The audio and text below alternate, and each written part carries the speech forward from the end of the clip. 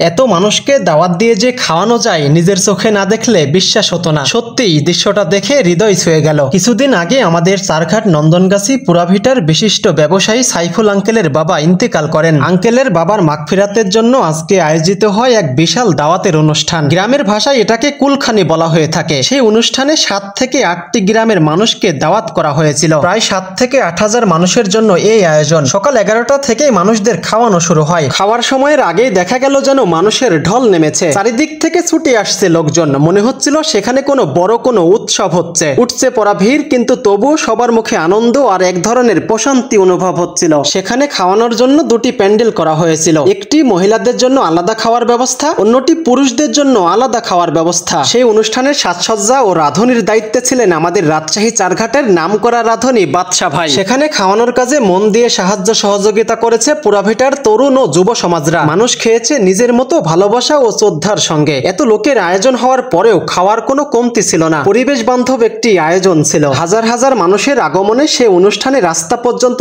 মানুষ ভরে গিয়েছিল। তৈরি হয়েছিল জ্যাম। এমনকি রাস্তার চলার পথের মানুষও খাওয়ার অনুষ্ঠান দেখে খেতে চলে আসে। মানুষ মন ভরে খেয়েছে আর প্রাণ ভরে দোয়া করেছে। সবশেষে একটি প্রার্থনা, যে উদ্দেশ্যে এই দাওয়াতের আয়োজন করা হয়েছিল, আল্লাহ তাআলা যেন সেই উদ্দেশ্যকে কবুল করে নেন এবং আল্লাহ তাআলা যেন সাইফুল আঙ্কেলের বাবাকে জান্নাতুল ফেরদৌস নসিব করেন।